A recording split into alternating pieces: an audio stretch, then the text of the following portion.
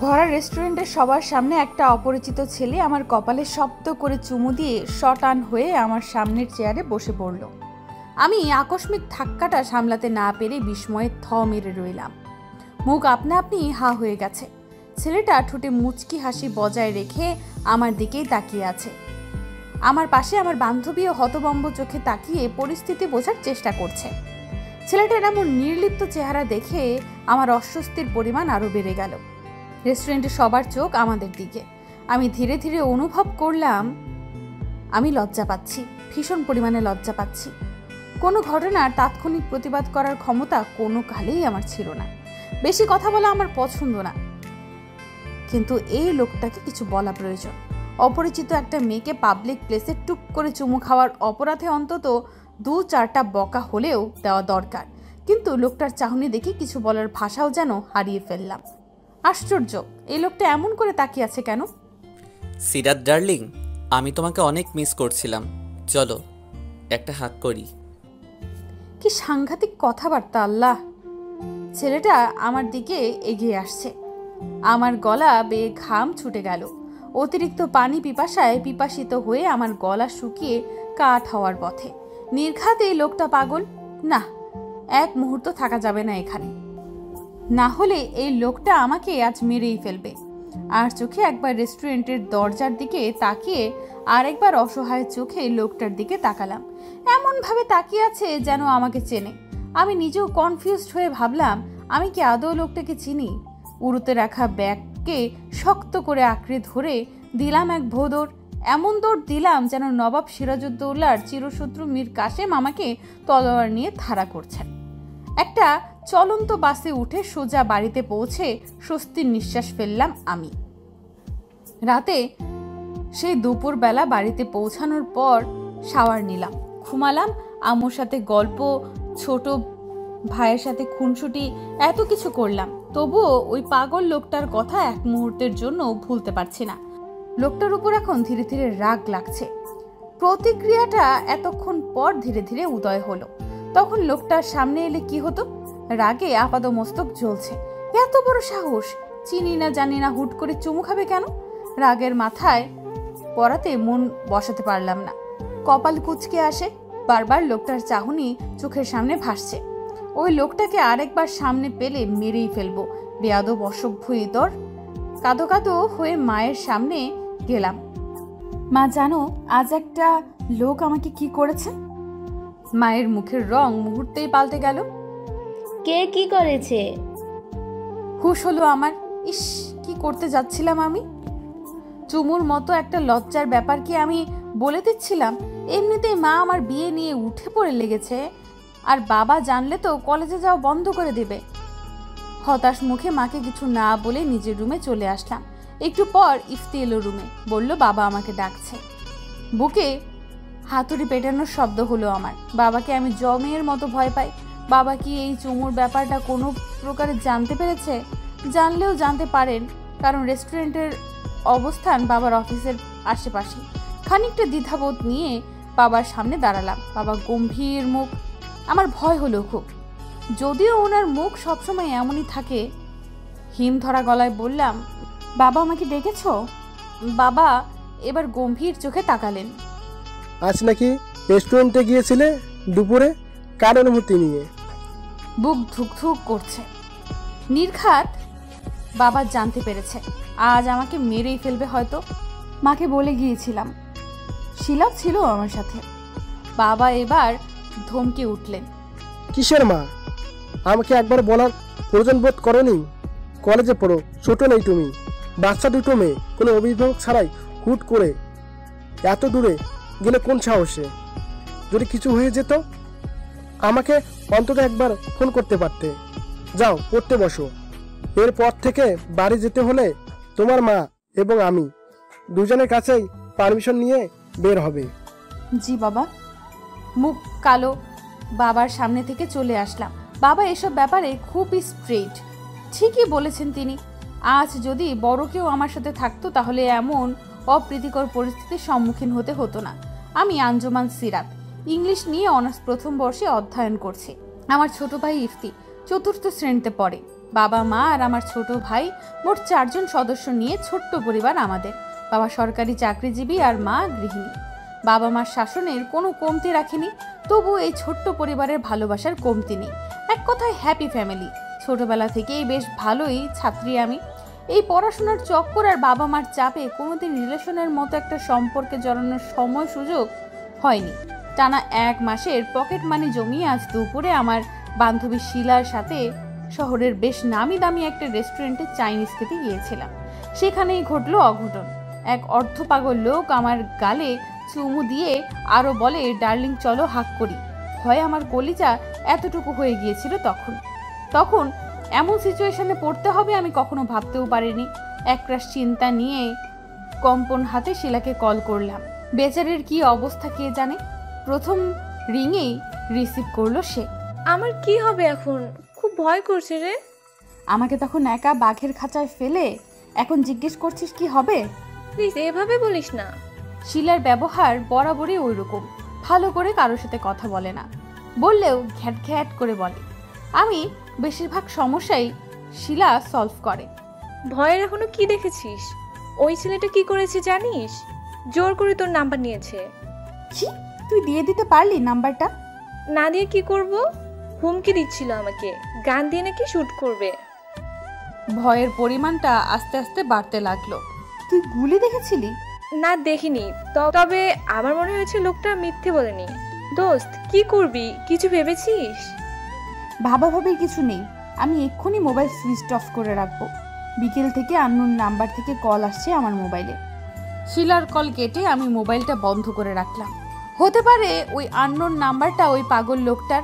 ওই লোকটাকে এই জীবনে দেখেছি বলে মনে হচ্ছে না। তাহলে এসব করার মানে কি? আমার নাম্বার দিয়ে কি করবে? দেখে তো ভদ্রই মনে হয়েছিল, কারণ লোকটার রেস্টুরেন্টের দরজা দিয়ে ঢোকার সময়ই আমার নজর সেদিকে যায়। বেশ লম্বা চৌড়া, বেশ স্বাস্থ্যবান, স্যুট বুট পরে সাহেব সেজে শেষে কি না এমন এক অভদ্র কাজ করলো। এখন যদি আম্মু কোনোভাবে ব্যাপারটা জেনে যায়, আমার বিয়ে কনফার্ম করিয়েই ছাড়বে। আমি এখনই বিয়ে করতে চাইছি না। টেনশনে আমার সারা রাত আমি ঘুমাতে পারলাম না। এক প্রকার ছটফট করেই কাটিয়ে দিলাম। এক অজানা ভয়ে বুক দুরু দুরু করে কাঁপছিল। যখনই চোখে সামান্য লেগে আসছিল তখনই মনে হয়েছে এই বুঝি কেউ আমার গালে চুমু দিল, এই বুঝি সর্বনাশ হলো। সারা রাত 2 গালে হাত রেখে কাটিয়ে দিলাম আমি। মনে মনে 1000 বার প্রার্থনা করতে লাগলাম আর কোনোদিন যাতে ওই লোকটার সাথে দেখা না হয়। যদি দেখা হয়, হয়তো এর চেয়েও ভয়াবহ কাজ করে বসবে লোকটা, আর আমিও কোনো প্রতিবাদ করতে পারবো না। কেন যে প্রতিবাদ করে সরাসরি কিছু বলার ক্ষমতা দেয়নি আল্লাহ।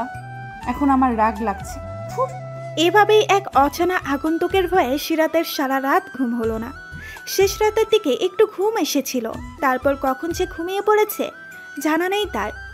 পরদিন সকালে ছোট ভাই ইফতিকে স্কুলে পৌঁছে দেবার পর সিরাত কোচিংয়ে যাওয়ার উদ্দেশ্যে ফুটপাত দিয়ে হাঁটতে লাগলো।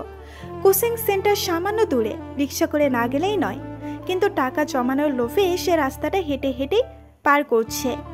কোচিং সেন্টারের কাছাকাছি পৌঁছাতেই সিরাতের মুখ খানিকটা চিন্তিত দেখা গেল। বুকটা ক্রমান্বয়ে হাতুড়ি পেটা করছে। বার কয়েক দ্রুত চোখের পলক ফেলে পেছন ফিরে তাকালো সে। কই, কেউ তো নেই। মনে হলো যেন কেউ তার পেছন পেছন আসছে। সিরাত ঢোক গিলে সামনে ফিরে আবার হাঁটতে শুরু করলো। কিছু দূর যেতেই সিরাত খুব তাড়াতাড়ি পেছন ফিরে তাকালো, যাতে পেছনের লোকটা লুকানোর সুযোগ না পায়। সিরাত পেছনে ফিরতেই দ্রুত কিছু একটা যেন পেছনের গলিটাতে ঢুকে পড়ল। সিরাত চোখ বড় বড় করে গলির প্রবেশ পথের দিকে তাকিয়ে রইল বেশ কিছুক্ষণ। কারো দৌড়ানোর আওয়াজ তার কানে এসেছে। এত সকালে এমনিতেই রাস্তায় মানুষজন নেই, তার উপর এমন একটা ঘটনা। সিরাত পারলে গলে গিয়ে মাটির সাথে মিশে যায়। একটা বড়সড় চিৎকারে চারপাশটা মুখরিত হলো। আল্লাহ গো! সিরাত প্রাণপণে দৌড়াতে লাগলো। এখনো তার মনে হচ্ছে পেছন থেকে তার সাথে সাথে কেউ দৌড়াচ্ছে। তার চিৎকারের পরিমাণ আরো বাড়তে লাগলো। চলে যাও, তুমি চলে যাও। সিরাত তার পেছনে ফিরে তাকালো না, একেবারে কোচিং সেন্টারের ভেতরে গিয়ে জোরে জোরে হাঁপাতে লাগলো। খুব বেশি ভয় পেয়েছে সে। অনেকক্ষণ দৌড়ানোর ফলে গলা শুকিয়ে কাঠ হয়ে গেছে। বেঞ্চে বসে কয়েক ঢোক পানি শেষ করতে করতে সে হাঁসফাঁস করতে লাগলো। এখন বিপদে পড়ল সে। সিরাতের এহেন অবস্থা দেখে কোচিংয়ের হাতগুলো সে কয়েকজন ছেলে মেয়ে এসেছিল, তারাও অবাক হয়ে তাকিয়ে আছে সিরাতের দিকে। সিরাত বরাবরই শান্তশিষ্ট মেয়ে, কিন্তু আজ দেখে মনে হচ্ছে সে এইমাত্র ঘূর্ণিঝড় আয়লার সাথে যুদ্ধ করে এসেছে। সিরাত অচমকা সবাইকে অবাক করে দিয়ে ভ্যা ভ্যা করে কাঁদতে শুরু করলো। সে কলেজে পড়লেও অন্যান্য মেয়েদের মতো ম্যাচিউর নয়। বাবা চাকরির সূত্রে গ্রাম ছেড়ে শহরে এসেছে, বেশি দিন হয়নি। নিজের পরিবার ছাড়া আশেপাশে পৃথিবীর কোনো কিছুই সম্মুখীন হতে হয়নি তাকে, কিন্তু কাল থেকে এমন এমন পরিস্থিতিতে পড়তে হচ্ছে যে সে কান্না ছাড়া কোনো উপায় পেল না। ক্লাসের কয়েকজন মেয়ে স্যারকে ডেকে আনলেন, তিনিও বেশ অবাক হলো। অতঃপর একটা রিক্সাতে করে সিরাত সুন্দর করে সুবোধ বালিকার মতো বাড়িতে চলে গেল। এইদিকে সিরাতের মা স্যারের কাছ থেকে এই ঘটনা জানার পর মরা কান্না ছুড়ে দিল। হায় হায় আল্লাহ, আমার মায়েটারে জিনে ধরেছে। সিরাত রে, এখন তোরে বিয়ে দেবো কেমনে? তোরে কোন পোলা বিয়ে করব? তোরে আমি বলছিলাম মাথায় সবসময় ওড়না দিবি, দুয়া দুরুস পড়বি, আমার কথা শুনুস নাই। জিন তোরে বশ কইরা বটগাছে নিয়ে সংসার করব রে। সিরাত মুখ পানসে করে মায়ের দিকে তাকিয়ে রইল। মা এমন একটা সিচুয়েশনে তার বিয়ের কথা চিন্তা করছে, মায়ের কাছে তার কোনো দামই নেই। সিরাত কান্না মুখ করে নিজের রুমে চলে গেল। সেদিন সে আর কলেজে গেল না, সারাদিন বাড়িতেই সময় কাটালো। রাত 11টার পর আবার আননোন নাম্বার থেকে কল আসা শুরু করলো তার মোবাইলে। সিরাতের ইচ্ছে হলো এই মোবাইলটাকে প্রশান্ত মহাসাগরের পানিতে 10 বার ডুব মেরে আনতে। আজব তো, গতকাল থেকে এসব কি হচ্ছে আমার সাথে? ওই লোকটা কে? ওই লোকটা একটা সর্বনাশা। তুই একটা মহাপাগল। তুই পাবনা মানসিক হাসপাতালে অলিখিত রোগী। তুই কাকের ডিম। সিরাত দ্বিধাবোধ নিয়ে মোবাইলটা বন্ধ করে রাখলো। আননোন নাম্বার মানেই তার কাছে ভয়, কে না কে কল করেছে। কয়েকদিন কেটে গেল। সিরাত কলেজে যায়, আসে, আগের মতো প্রতিদিনের রুটিনের মতোই চলছে তার জীবন। সেই দিনের পর থেকে আর কোনো অনাকাঙ্ক্ষিত ঘটনার সম্মুখীন হতে হয়নি তাকে। ঘটনাগুলো ভুলে যাওয়ার পথে সে আজও সেই কলেজ শেষে গেটের বাহিরে একটা গাছের আড়ালে খানিকটা ছায়া দাঁড়িয়ে আছে। পাশে আছে শিলা। সিরাত চোখ ছোট ছোট করে সূর্যের প্রখরতা মাপার চেষ্টা করছে। হাতে একটা ফাইল, গরমের নাজেহাল অবস্থা একেবারে। শিলা মাথা নিচু করে এক মনে ফোনের স্কুল করেই চলেছে। বাসটা আসছে না কেন? এমন সময় ঘটল আকস্মিক এক ঘটনা। সিরাতকে কেউ একজন জড়িয়ে ধরে আছে আহত করে। ধাক্কাটা সামলাতেই সিরাতের একটু বেগ পেতে হলো। হাত পা ঠান্ডা হয়ে ফ্রিজড হলো যেন। ডার্লিং, সেদিন হাগ না করে চলে গেলে কেন? আমি তোমাকে মিস করি জানো। সিরাতের মনে হলো সে স্বপ্ন দেখছে। ভয়ে সে বিড়বিড় করে ভূত তাড়ানোর মন্ত্রটা আওড়াতে লাগলো। নিশ্চিত গাছের উপর থেকে ভূত নেমে এসেছে। সৌমন্তর্ষ ভূত, তুই চলে যা। থো থো থো। এই কি ভূতটা যাচ্ছে না কেন? সিরাত আরো কয়েকবার মন্ত্রটা পড়ল, একই ফলাফল। মুখে হাত দিয়ে লোকটার পাশ থেকে সরে এসে সিরাত এক নজর তাকালো। ওই দিনের আধা পাগল লোকটাই। সিরাতের মুখের রং পাল্টে গেল, নিঃশ্বাস নিতেও ভুলে গেল যেন। লোকটা হাসি মুখে তাকিয়ে আছে তার দিকে। ইন্নালিল্লাহ, আল্লাহ গো, আমাকে বাঁচাও। সিরাত হাতের ফাইলগুলো দূরে ছুঁড়ে মেরে কোন দিকে না তাকিয়ে আবার দৌড় দিল। এই লোকটা কে? বারবার এমন অদ্ভুতভাবে সামনে আসে কেন? আর আসলেও এমন এমন কাণ্ড করে যা সত্যি অকল্পনীয়। সিরাত এখন রিকশায় বসে দাঁতের নখ খুঁড়ছে। বেশ কয়েকবার পেছনে ফিরে দেখলো কেউ আসছে কিনা। না, কেউই আসছে না। স্বস্তির নিঃশ্বাস ফেলল সে। কি দরকার ছিল সেদিন ওই রেস্টুরেন্টে যাওয়ার? এখন কেমন লাগছে তোর? কি হবে বল? ওই পাগলটা তোর কলেজ অবধি চলে গেছে।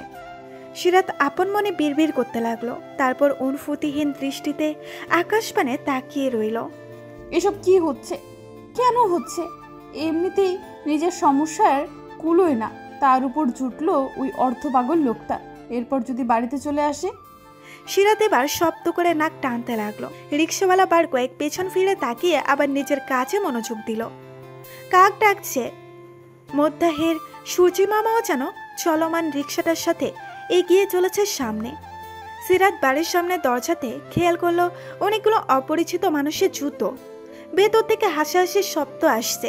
তার মানে মা আবার পাত্রপক্ষ এনেছে। সিরাত ভয়ে ভয়ে কলিং বেলের সুইচ বোর্ডে চাপ দিল। এইবার না তার বিয়েটা হয়ে যায়। ধুর, এভাবে কি বাঁচা যায় নাকি? মরার উপর খরার ঘা। হাসি মুখে দরজা খুললেও সিরাতের ভিতর চাহনি দেখে তিনি ধমক দিলেন। বানরের মতো চেহারা করে রেখেছিস কেন? ওরা তো তোর চেহারা দেখে মানা করে দেবে, বলবে তোকে জোর করে বিয়ে দিচ্ছি। সবার সাথে হাসি মুখে কথা বলবি। আয় ভেতরে আয়। তিনি সিরাতের হাত ধরে টেনে ভেতরে ঢুকালেন। তারপর রুমে নিয়ে গিয়ে সুন্দর গোলাপি একটা শাড়ি পরিয়ে দিলেন সিরাতকে। হাতে একটা নাস্তার ট্রে ধরিয়ে দিয়ে বললেন, এইবার যদি তোর বিয়ে না হয়েছে, আমিও সওদাগরের মাইয়া না। রাতে সিরাত শুনল তার বাবাই ওদের মানা করে দিয়েছে। তিনি এনজিও চাকরি করা ছেলে মেয়েকে দেবে না। সিরাত কথাটা শুনে পায়েলে নেচে দেয়। বেশ হয়েছে, বেশ হয়েছে একদম। ছেলের মা বলে কিনা বিয়ের পর পড়তে দেবে না। কেন? বিয়ে করলে কি স্বামীকে গলার মালার মতো ঝুলিয়ে রাখতে হবে নাকি? পড়লে কি সমস্যা? যাক, অন্তত কিছু দিনের জন্য হলেও বিয়ের কথা উঠবে না বাড়িতে। সিরাত খুশি মনে পড়তে বসলো। জানালা দিয়ে হুড়মুড় বাতাসে টেবিলের সব বই যেন পায়েলে উড়ে যায়। সিরাত বিরক্তি নিয়ে জানালার বাইরে চোখ রাখলো। নিমেষে রাগ যেন বইয়ের পৃষ্ঠার মতোই উড়ে গেল।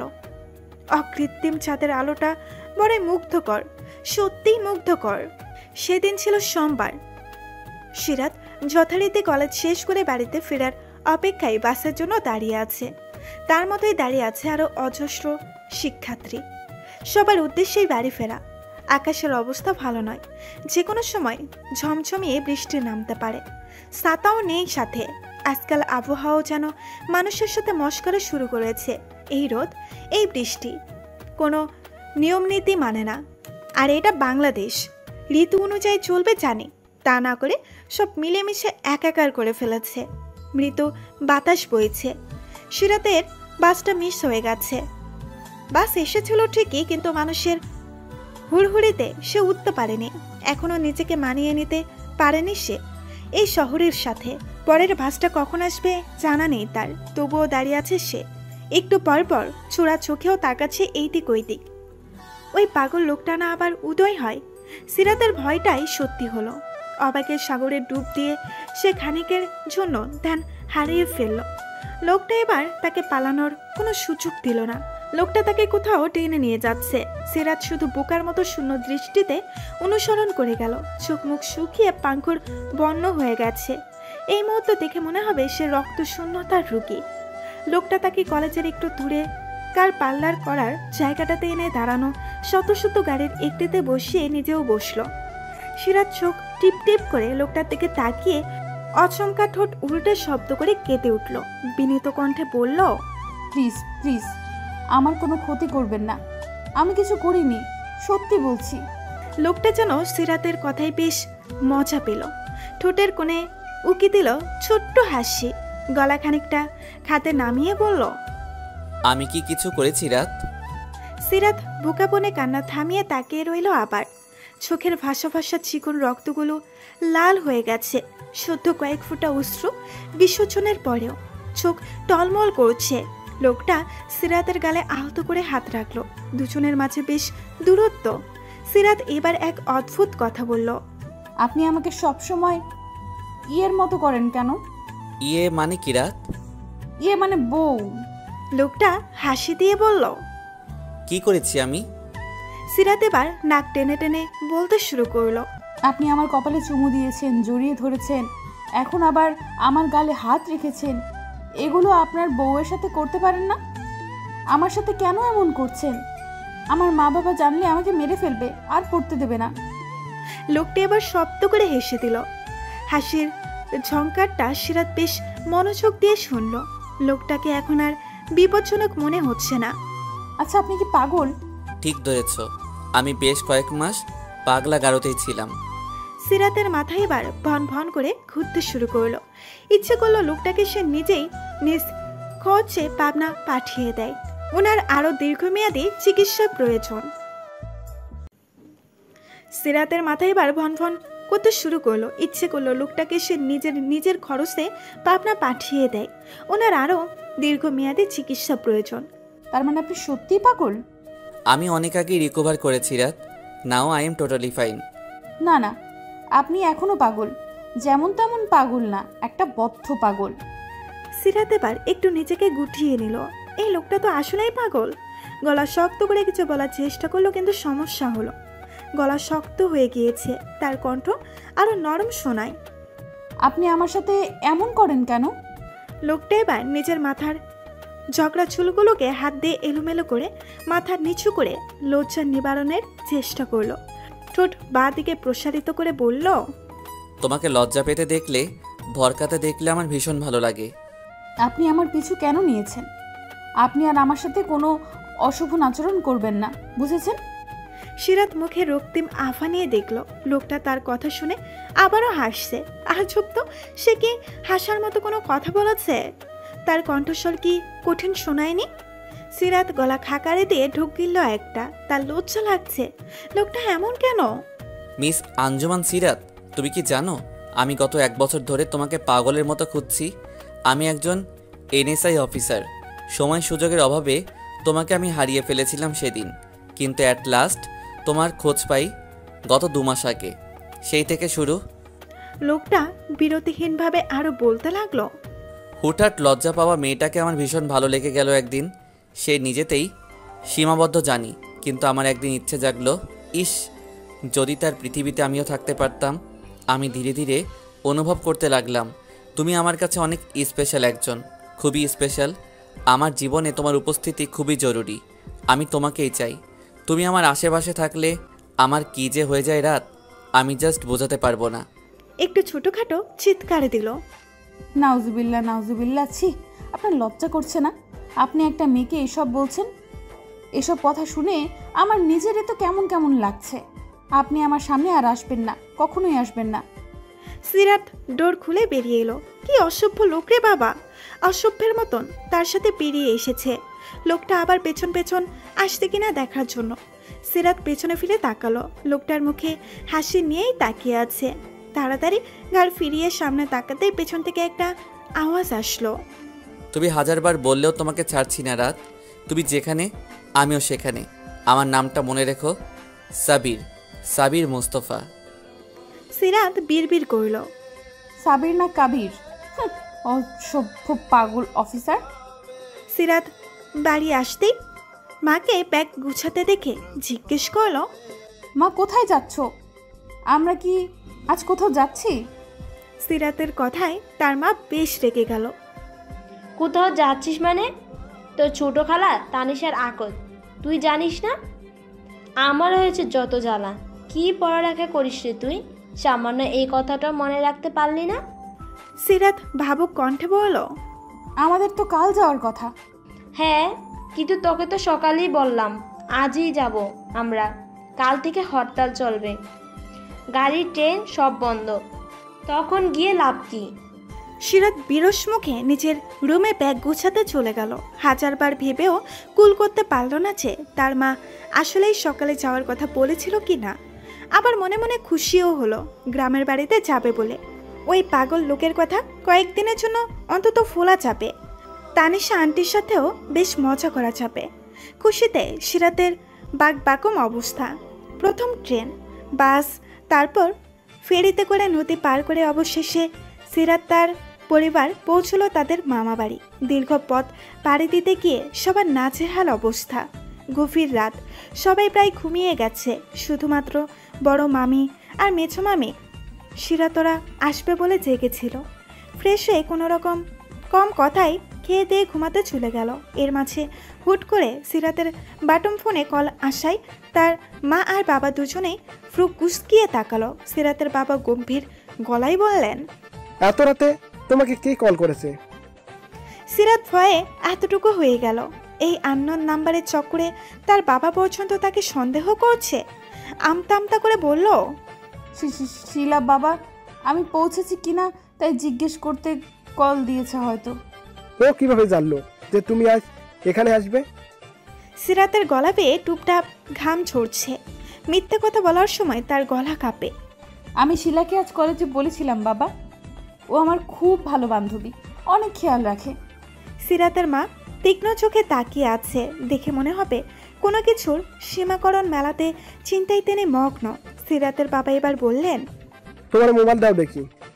অমনি সিরাতের মুখ শুকিয়ে গেল, ভয়ে তার হাঁটু কাঁপাকাঁপি শুরু হয়ে গেছে। এখন যদি বাবা ওই নাম্বারটা শিলার নয় তা বুঝতে পারে তো কি হবে? মোবাইলে তো স্পষ্ট নাম্বারটা আনসেভড করা। মিথ্যে বলার কারণ জানতে চাইলেই বা কি বলবো? এর আগে অনেকবার বাবার ফোন চেক করেছে, কিন্তু তখন এত ভয় লাগেনি। এই আননোন নাম্বারের চক্করে বাবা মায়ের কাছে কি ছোট হব? সিরাতকে ভীতু চোখে কাঠ হয়ে দাঁড়িয়ে থাকতে দেখে তার বাবা আবারও ধমকালেন। তোমাকে কি বলছি শুনতে পাচ্ছ না? মোবাইল দাও, আমি দেখি কার কল। তুমি কি আমাকে সন্দেহ করছো বাবা? বাবা চোখ এবার আরো কঠোর হলো। তোমাকে বিশ্বাসের ফল যাচাই করছি। সিরাত এবার কি বলবে খুঁজে পেল না। মোবাইলটাকে মুঠ করে শক্ত হাতে ঠায় দাঁড়িয়ে রইল।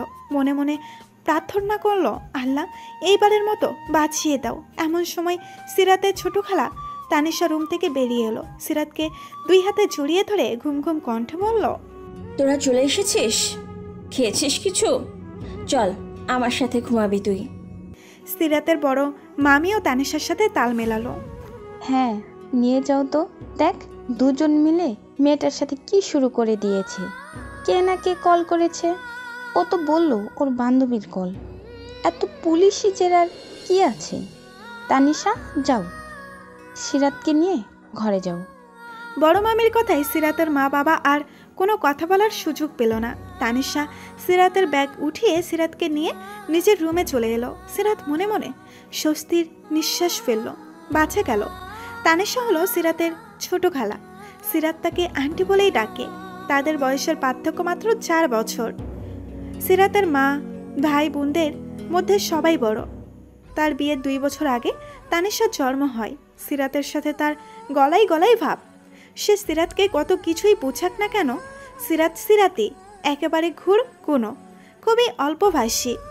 ক্লাসে কোনো পড়া না বুঝলেও তার ক্ষমতা নেই টিচারকে আরেকবার বলতে যে স্যার আমি বিষয়টা বুঝিনি।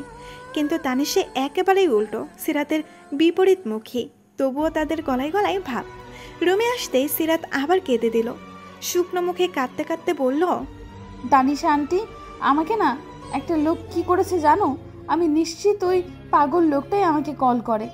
সিরাত একে একে সব ঘটনা তানিশাকে খুলে বলল। তানিশা বিস্ময়ে থ হয়ে যাবার মতো অবস্থা। এটা আবার কেমন ছেলে? আসলেই পাগল নাকি? সে বোঝানোর ভঙ্গিতে সিরাতকে বলল, তুই চিন্তা করিস না, তোর মোবাইলটা আপাতত কয়েকদিনের জন্য আমার কাছে রাখ। টেনশন মুক্ত থাক, আমার আত্ম অনুষ্ঠান এনজয় কর। তানিশার এক কথায় সিরাত নিজের মোবাইল দিয়ে দিল। এই মোবাইলটাকে আর সহ্য হচ্ছে না। তানিশা মোবাইলটাকে ডয়ারে রাখতে যাবে, তার আগেই কল আসা শুরু হলো। কয়েকবার কল কেটে দিলেও আবার শুরু। তানিশার মেজাজ খারাপ হয়ে গেল। কল রিসিভ করে এক লম্বায় বলতে লাগলো, থাবর চিনস তুই? এত রাইতে মাইয়া মানুষের মোবাইলে কল করস?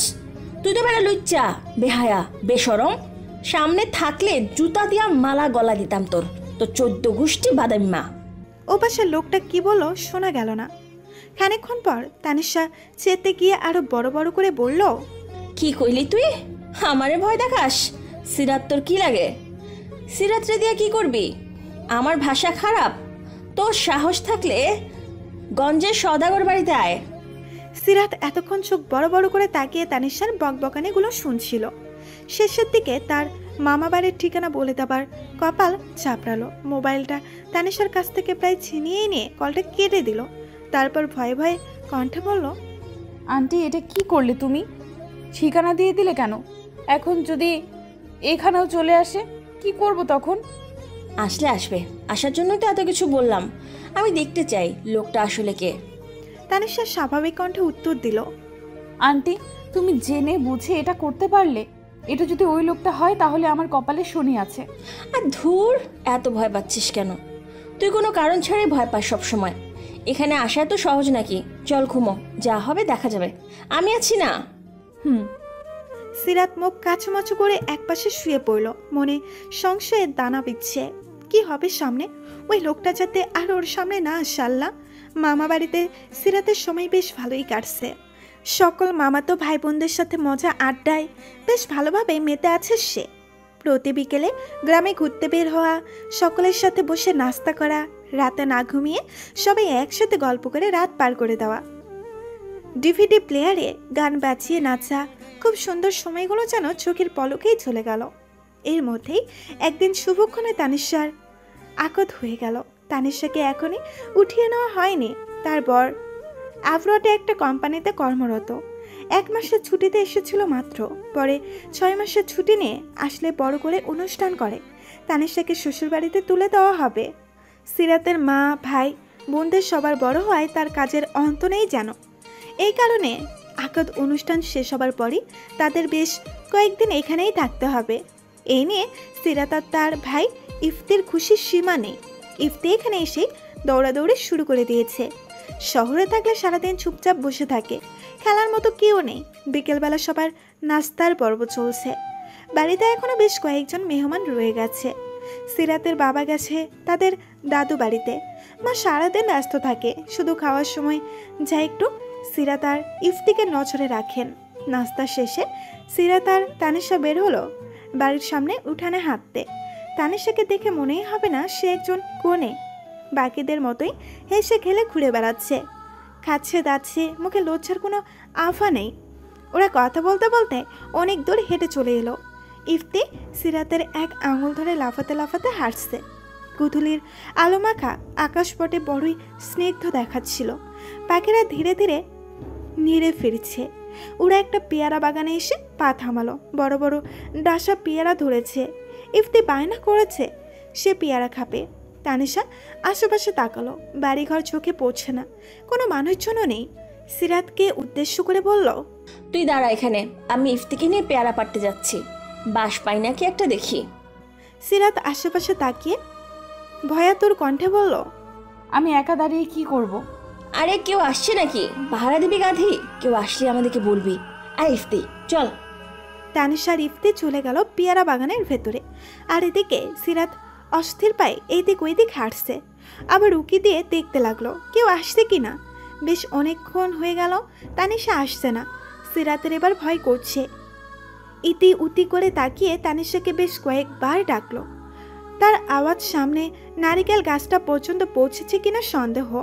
এবার ঘটল এক অদ্ভুত ঘটনা। কেউ সিরাতকে পেছন থেকে ঝাপটে ধরল। সিরাত চিৎকার দেওয়ার ক্ষমতাও হারিয়ে ফেলল। কান্না মুখ করে বলল, আমি চোর না, আমি চুরি করিনি, সত্যিই আমি কিছু করিনি। আগন্তুকটাকে ছেড়ে দিয়ে বলল, তুমি তো সবচেয়ে বড় চোর, হৃদয় হরণকারিনী। সিরাত এক ঝটকায় পেছন ফিরে তাকালো। একটা চিৎকার দিতে চাইলো, কিন্তু তার আগেই সাবির অর্থাৎ ওই আগন্তুক তার মুখ চেপে ধরল। সামনে থেকে ভেসে এলো এক আওয়াজ, এই ছেলে, তোমার সাহস তো কম না, তুমি ওকে জড়িয়ে ধরলে কেন? সাবিরের চোখ মুখ কঠোর দেখালো খুব। ঠোঁট বাঁ দিকে চেপে হাসলো সে। সাহসের কি দেখেছেন আপু? বলেই সে সিরাতকে কাছে টেনে আরও একবার জড়িয়ে ধরলো। সিরাতের মাথা আবার ভন ভন করতে শুরু করলো। এই মুহূর্তে ওর যে কোনো পাল্টা প্রতিক্রিয়া করা উচিত। তা যেন ফুলেই গেল। ইফতি 2 হাতে 2টো পেয়ারা নিয়ে হাঁ করে তার দিকে তাকিয়ে আছে। তানিশা আন্টির চেহারা দেখেই বোঝা যাচ্ছে সে বেশ অবাক হয়েছে। সিরাতকে জড়িয়ে ধরা অবস্থাতেই সাব্বির বলল, আপু আর কিছু করতে হবে? ভাইয়াকে তাকিয়ে থাকতে দেখে সিরাতের এবার টনক নড়ল। সাবিরের হাত কাঁধ থেকে সরাতে চাইল সে। তুতলাতে তুতলাতে বলল, তানিশা আন্টি, এই লোকটাই সেই পাগল, এই লোকটা খুব বাজে। সাবিরের গলায় অভিমানের সুর। জান, তুমি আমাকে এভাবে বলতে পারলে? তোমাকে না আমি ভালোবাসি, এভাবে বলতে হয় না। আর এই যে আপনি, আমার সাহস কতটুকু সেটা আপনি ভাবতেও পারবেন না। শুধুমাত্র সিরাতের জন্য আমি সহ্য করছি, এখনো চেনেননি আমাকে। সাবির কথাগুলো বেশ গভীর শোনালো। তানিশা সাবিরকে আলাগোলা স্ক্যান করলো একবার। বেশ বলিষ্ঠ শরীর, বাম হাতের কালো রোলেক্স ঘড়ি আর পায়ের চকচকে শো দেখে আন্দাজ করলো ছেলেটা বেশ অভিজাত পরিবারের। কথা বলার ধরনও দারুণ। মনে মনে হাসলো তানিশা। বিড়বিড় করলো সে, তেজ যাচ্ছে বটে। পরক্ষণে নিজেকে সামলে নিয়ে গলা খাকারি দিয়ে বলল, তুমি আমার সামনে আমার ভাগ্নিকে জড়িয়ে ধরে তোমার সাহস দেখাচ্ছ? তুমি তো বেশ খারাপ। সাবির বলতে দিল না। ও, আপনি তাহলে সিরাতের খালা? সরি শাশুড়ি মা, আসলে বুঝতে পারিনি, মাফ করবেন। তখন আপু ডাকলাম, এবার থেকে খালা শাশুড়ি বলেই ডাকবো। তানিশা পিকআপ পুনে সিরাতের দিকে তাকালো। সিরাতকে দেখে মনে হবে সে যে কোনো মুহূর্তে কেঁদে দিতে পারে। ইফতি যদি বাড়িতে গিয়ে মাকে বলে দেয় তাহলে তো সব শেষ। এক ধাক্কায় সাবিরকে দূরে সরিয়ে দিল সে। বোকা বোকা কণ্ঠে বলতে লাগলো, আপনি এখানেও চলে এসেছেন? আপনাকে না বলেছিলাম আমার সামনে আসবেন না? আপনি এক্ষুনি চলে যান প্লিজ। বাড়ির কেউ দেখলে সর্বনাশ হয়ে যাবে। আল্লাহর দোহাই আপনাকে, আপনি আমার সাথে যা করেছেন, আমার জায়গায় অন্য কোনো মেয়ে থাকলে এসব একদমই সহ্য করতে পারতো না। আমার মতো হ্যান্ডসাম ছেলে দেখলে মেয়েরা এমনিতেই গলায় ঝুলতে চায়, আর তুমি আমাকে দেখলে শুধু চলে যান, পালাই পালাই করো। সিরাত এবার হাত জোর করে বলল, আপনি চলে যান দয়া করে। সাবির একটা দীর্ঘশ্বাস ফেলল, চোখে মুখে স্পষ্ট রাগ, তবুও হাসি নিয়ে বলল, আমি এমনিতেও চলে যেতাম রাত, তোমাকে একবার দেখতেই এত দূর আসা। ঠিক আছে, চলে যাচ্ছি। সাবির পেয়ারা বাগানের সামনে ছোট্ট গেটটা পেরিয়ে হেঁটে চলে গেল। পথের বাঁকে ধীরে ধীরে অদৃশ্য হয়ে গেল সিরাত। তানিশা সবার চোখ সাবিরের দিকে স্থির। চারিদিকে আধার নেমে আসছে। কোনো এক অচেনা পাখি ভুতুরে কণ্ঠে ডাকছে। তানিশার গলায় হতাশার সুর। এভাবে না বললেও পারতি সিরাত, ছেলেটাকে আমার খারাপ মনে হয়নি, যা একটু পাগলাটে স্বভাব, তাও তোর জন্য। সিরাত আরও হতাশাভাবে উত্তর দিল, তুমি আমাকে কি করতে বলো আন্টি? কেউ যদি দেখে ফেলতো? তোমার বোনকে তো চেনোই, 2 দিন পর পর সম্বন্ধ আনছে, তার উপর এই লোকটা। এসব কি কখনো সম্ভব? তুমিই বলো। আমি এসবে জড়াতে চাই না, আমার কোনো ব্যক্তিত্ব নেই, ঠিকঠাক কথাটাই বলতে পারি না। সবচেয়ে বড় কথা, আমি নিজের ক্যারিয়ার নিয়ে ভাবছি আন্টি। আমার এসব ভালো লাগছে না। কত বয়স আমার? মা কেন আমার বিয়ে দিতে চাইছে? আমার স্থানে যদি কোনো ছেলে থাকতো তখন কি তাকে বিয়ে নিয়ে এত কথা শুনতে হতো? আমাকে কেন সব সময় বোকা হতে হবে? সব সময় বাবা মার ভয়ে তটস্থ থাকতে হবে? আমি কেন প্রতিবাদ করতে পারি না? আল্লাহ কেন আমাকে এত ভীতু বানিয়েছে? সিরাতের অসহায় কণ্ঠে গুমড়ে কেঁদে দিল। নিজের প্রতি ব্যর্থতা সে নিরাশ। তানিশা তাকে সামলালো। ছি, এসব বলতে হয় না, পাপ হয়। প্রত্যেকটা মানুষই সেরা, নিজস্ব স্বকীয়তায় প্রত্যেক মানুষ সেরা। আমাদের শুকরিয়া আদায় করা উচিত। তোর জীবনও একদিন ভীষণ সুন্দর হবে সিরাত, একটু ধৈর্য ধর, চল বাড়ি ফিরে যাই। তানিশা ইফতির দিকে তাকালো। বেচারা বোনের দিকে তাকিয়ে আছে। তানিশাকে সে ভীষণ ভয় পায়, কোনো কারণ ছাড়াই তাকে ভয় পায়। তানিশাকে তীক্ষ্ণ দৃষ্টিতে তাকাতে দেখে দৌড়ে বোনের আড়ালে চলে গেল সে। তানিশা কঠোর গলায় বলল, কিছু দেখেছিস তুই? ওই ছেলেটা আপুকে জড়িয়ে ধরেছিল কেন? আমি আম্মুকে বলে দেব। তানিশা এবার ভয় দেখিয়ে বলল, কি বললি তুই? বলে দিবি? ঠিক আছে, তোকে আমি রাত 3টায় তেঁতুল গাছের তলায় রেখে আসবো। একটা রাক্ষসী বুড়ি তোকে চিবিয়ে চিবিয়ে খাবে, রেখে আসবো। এবার বল, কিছু দেখেছিস? ইফতি এবার জোরে জোরে ডানে বামে মাথা নাড়ালো, যার অর্থ সে কিছুই দেখেনি। খানিকটা আধারের ফিরে সিরাতকেও ধীরে ধীরে বাড়িতে ফিরে গেল। বাড়িতেও সব কিছুই স্বাভাবিক, কেউই তাদের খুঁজেনি। শুধু তানিশাকে ওর ভাবি খুঁজছিল কিছু একটা বলার ব্যাপারে। কেটে গেল আরও কয়েকটা দিন। সিরাতের এবার শহরে ফেরার পালা এলো। বাবার অফিস, ভাইয়ের স্কুল, সিরাতের কলেজ, সব কিছু মিলিয়ে আর থাকা চাপে না। সিরাত খুশি মনে ব্যাগ প্যাক করছে, কারণ তানিশাও যাবে তাদের সাথে। সিরাতের মা নিজেই বলেছে কয়েকদিন থেকে আসতে সিরাত বাড়িতে মনমরা হয়ে থাকে। দুইজন কয়েকদিন একসাথে থাকলো, ঘুরলে ফিরলে মন্দ হবে না। তানিশা যাওয়ার ইচ্ছে হলো, কারণ ওই ছেলেকে নিয়ে তার কৌতূহল কাটছে না। কিছু একটা ব্যাপার তো আছেই ওই ছেলের মধ্যে। সেদিন তানিশাও সিরাতের সাথে শহরে চলে আসে। শুরু হয়ে গেল আবার আগের ব্যস্তময় জীবন।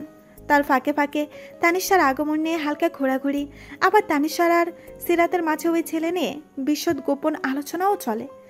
সিরাত শুধু শুনে আর তানিশা কৌতূহল নিয়ে একটার পর একটা কথা বলেই যায়। আচ্ছা, ওই রে কে? কেন এমন করে? ওই ছেলে কি সত্যি পাগল? কই, দেখে তো মনে হয় না। ছেলেটা আগে কোথাও দেখেছিল তোকে? বাপরে বাপ, এক নজর দেখতে একেবারে গ্রামে চলে গিয়েছিল। কেমন ভালোবাসে তোকে, বুঝছিস কিছু? আর আমাকে দেখ, জামাই বাইসি একটা, সারাদিন কোনো খোঁজ খবর নাই। আমি কল করলেই তার কথা বেরোবে। ওই ছেলেটা তোর কত কেয়ার করে, তাই না? তখন সিরাত শুধু মুখ গোমরা করে বলে, আন্টি আমি এত কিছু জানি না। ওনাকে দেখলেই আমার খুব ভয় করে, ইচ্ছা হয় দৌড়ে কোথাও পালিয়ে যাই। উনি যদি কোনো অপরিচিত লোক হতো এত ভয় পেতাম না। সিরাত আরো মুখ গোমরা করে বলে, তানিশা আন্টি প্লিজ অন্য কিছু বলো।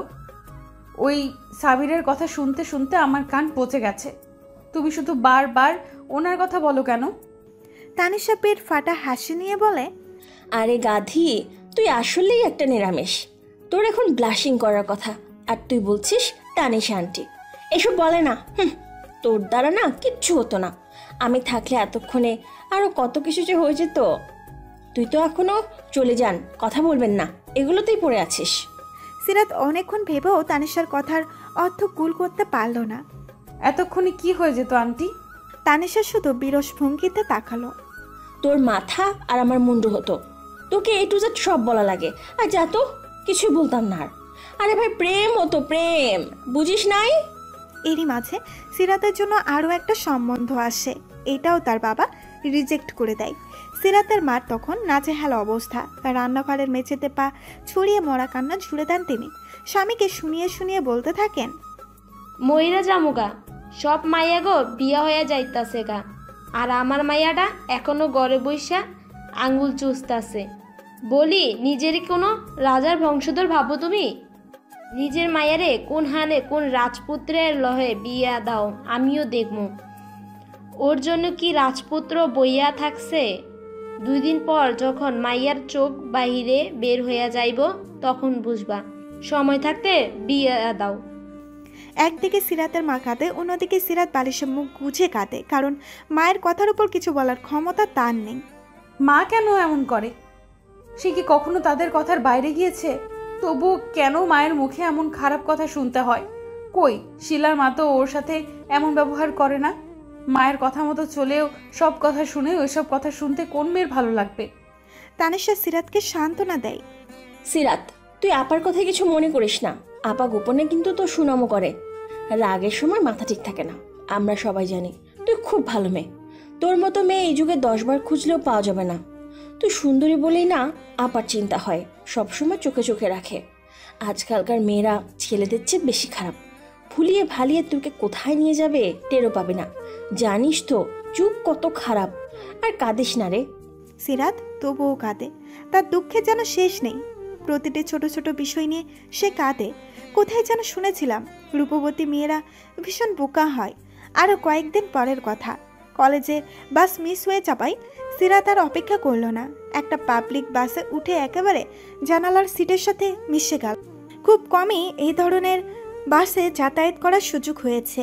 এই প্রথমবার একা একা উঠল। শিলাও আজ কলেজে আসেনি। তাড়াতাড়ি বাসায় ফেরার তাড়া হলো। আজ এক আত্মীয়র বাড়িতে দাওয়াত আছে। সবাই নিশ্চয়ই এখন রেডি হয়ে ওর আসার অপেক্ষায় বসে আছে। ওর জন্য হয়তো তানিশা আন্টিও রেডি না হয়ে বসে আছে। সিরাত ভয়ে ভয়ে চোখে বাসের আড়াগোড়া পর্যবেক্ষণ করলো। এই সময় যাত্রী থাকে না বেশি। সিরাত একবার পাশের খালি সিটটার দিকে অসহায় চোখে তাকালো।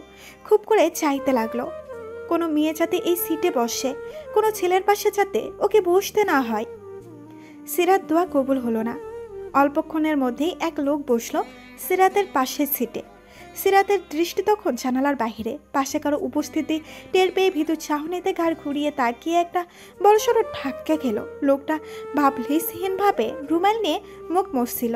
সিরাত হাত দিয়ে মুখ ঢেকে এক ঝটকায় আবার বাইরে চোখ রাখলো। মাথার ওড়নাটা আরো সামনে এনে ওড়নার এক অংশ কামড়ে ধরলো। লোকটার গা থেকে এক তীব্র স্মেল সিরাতের গা পেয়ে ঝরঝর করে ঘাম ছুটতে লাগলো। আল্লাহ প্লিজ সাবির যাতে আমাকে না দেখে। সিরাতকে এমন অবস্থায় দেখে সাবির ঠোঁট টিপে হাসলো। তারপর এক ঝটকায় সিরাত তার দিকে ঘুরিয়ে মুখটা ওড়নার আড়াল থেকে দৃশ্যমান করলো। সিরাতের চোখে মুখে বিস্ময় নিয়ে থমেরে তাকিয়ে আছে। চোখে মুখে অবিশ্বাস। চোখের কোণা দিয়ে বাসের আশেপাশে তাকালো। একটা মহিলা তার দিকে তাকিয়ে আছে। সিরাত আশেপাশে এবার লজ্জারা এসে ঘিরে ধরলো। মুখে রক্তিম আফা নিয়ে ভাবতে লাগলো, এত কিছু করেও কিভাবে বুঝলো? সাবির হয়তো তার অবস্থা বুঝতে পারলো। ফিসেল গলায় বলল, তোমার কি মনে হয় রাত আমাদের কোইন্সিডেন্সলি দেখা হয়েছে? মোটেও না। তোমার অবস্থা দেখে আমার খুব মায়া হলো, তাই তোমার পাশে এসে বসলাম। তুমি এত কিপটে কেন বলো তো? সিরাত অবাক হয়ে বলল, মানে? এই যে টাকা খরচ হবে বলে তুমি এই সিটটাও বুক করতে পারোনি। কত আর খরচ হতো? 10 টাকা 20 টাকা এনিথিং। কত সাহস দেখেছো তোমার? একা একা বাচ্চা একটা মেয়ে হুট করে পাবলিক বাসে উঠলে। সিরাত এবার সত্যি সত্যিই লজ্জা পেল। সিট আর বাসের দেওয়ালের সাথে একেবারে সিটিয়ে গেল সে। আপনার সাহায্যের কোনো প্রয়োজন নেই, চলে যান। তুমি কি ভেবেছ আমি কোথাও যাচ্ছি? আমি শুধু তোমাকে গাইড দিতে এখানে এলাম। আমার গাড়িতে ড্রাইভার ড্রাইভ করছে তোমার পাশ বরাবর, দেখো। সিরাত সন্দেহান দৃষ্টিতে জানালার বাইরে তাকালো। একটা লাল রঙের গাড়ি তাদের সাথে সাথে চলছে। চলো না একটা হাঁক করি। সিরাত একটা ঢুক গেলে আবার আশেপাশে তাকালো। মহিলাটা এখনো তাদের দিকে তাকিয়ে আছে। সাবির এগিয়ে আসছে তার দিকে। সিরাত নাউজুবিল্লাহ বলে জানালার দিকে সম্পূর্ণ ঘুরে বসলো। পাশ থেকে সাবিরের হু হা হাসির আওয়াজ আসছে। সিরাতের গন্তব্য গাড়ি থামতেই সাবিরকে ওদিকে একটু যাব বলে পাশ কাটিয়ে চলে এলো। বাস থেকে নেমে একেবারে জোর কদমে গলি বাঁক নেওয়া জায়গাতে এসে থামলো। সামান্য মাথা ঘুরিয়ে দেখলো কেউ আসছে কিনা। সাবির স্টপের পাশে হাত ভাঁজ করে দাঁড়িয়ে আছে। সিরাত তাকাতেই বাই জানালো হাত নেড়ে। সিরাত বুকে থুথু ছিটিয়ে আরো জোরে পায়ে হাঁটা ধরলো। জোর পাচাম বেঁচে গেছে আজ। সেদিন ছিল বৃহস্পতিবার। সকালের দিকে সিরাতের মাথা ব্যথা করছিল ভীষণ, তাই সে আর কলেজে গেল না। বেলা 12টার ঘরে আসতেই তার অবস্থার কিছুটা উন্নতি হলো। ইফতি স্কুল থেকে ফেরার পর সে তানিশা আর ইফতি মিলে বেশ মজা করে সময় কাটালো। ব্যবসা গরমে সিদ্ধ হওয়ার উপক্রম। মা রান্নাঘরে ঢোকার আগেই তানিশা গরম গরম পাকোপোড়া আর পেঁপে জুস বানিয়ে পরিবেশন করলো। হাফ টাইম হওয়ায় সিরাতের বাবাও আজ তাড়াতাড়ি চলে এলেন। সবাই মিলে বেশ উৎসব মুখর পরিবেশের মাঝে দুপুরের খাওয়া দাওয়া পর্ব শেষ হলো। বিকেলে ঘটল এক অদ্ভুত ঘটনা। এক প্রাপ্তবয়স্ক মহিলা বড় বড় কার্টুনে নাস্তা, ফ্রুট আর কমল পানি নিয়ে সিরাতের ফ্ল্যাটের দরজার সামনে হাজির। সিরাতরা পরিবেশের সবাই মিলে তখন টিভি দেখছিল ড্রয়িং রুমে। বাড়িতে হঠাৎ করে আগাম কোনো কথা ছাড়াই মেহমান আসায় সিরাতরা বেশ এলোমেলো হয়ে পড়ল। ভেবেছিল পাশের বাড়ির কোনো মানুষ। দরজার সামনে অপরিচিত মহিলাকে দেখে তাড়াতাড়ি মাথার ওড়না থেকে সালাম দিয়ে দরজার কর্নারে সোফায় বসে থাকা মাকে ইশারা করলো। সৌজন্যমূলক হাসি দিয়ে তাড়াতাড়ি প্রস্থান গমন করলো সে। তানিশা আর ইফতিও ট্রে আর গ্লাস উঠিয়ে সিরাতের পেছন পেছন দ্রুত পায়ে চলে গেল। আর সিরাতের বাবাও টিভি বন্ধ করে নিজেদের রুমে চলে এলেন। উৎসব মুখের পরিবেশটা হঠাৎ করে কেন যেন থমথমে নীরবতা ছিয়ে গেল। দরজার সামনে দাঁড়ানো ভদ্র মহিলাটিকে দেখেই সিরাতের মায়ের মুখে হাসি ফুটল। মহিলাটিকে তিনি চেনেন না, ভুল করে আসলো নাকি? মুখে হাসি এনে তিনি জিজ্ঞেস করলেন, আপনি কি এখানেই আসছেন? ভুল ঠিকানা আসেন নাই তো? আমি মাহফুজা আইভি। আপনি কি সিরাতের মা? আমি আঞ্জুমান সিরাতের বাড়ি এসেছি। আমি যদি ভুল না করি এইটা কি সিরাতের বাড়ি নয়? মহিলাটির কথা বলার ধরন দেখে সিরাতের মা চমকে গেলেন। ধারণা করলেন মহিলা বেশ শিক্ষিত এবং মার্জিত। চেহারায় বয়সে ছাপ পড়লেও কণ্ঠ শুনলে মনে হবে ষোড়শ কিশোরী। চমকিত চোখে তিনি আপাতত মস্তিষ্ক পর্যবেক্ষণ করলেন। পায়ের কাছে নাস্তার বহন দেখে চোখ গোল গোল আকার ধারণ করলো ওনার। কৌশলী চোখে বোরখাটা দেখে অনুমান করলেন মহিলা বেশ সম্ভ্রান্ত পরিবারের। এক হাতে কালো চকচকে ঘড়ি দিয়ে ভাবলেন মহিলা হয়তো শৌখিন নয়তো সময়জ্ঞান অচেতন মানুষ। তিনি মুখে আবারও একগাল হাসি নিয়ে বললেন, আমি সিরাতের মা, এটাই আমাদের বাসা। আপনি ভেতরে আসেন। আমি জানতাম এটাই সিরাতের বাসা।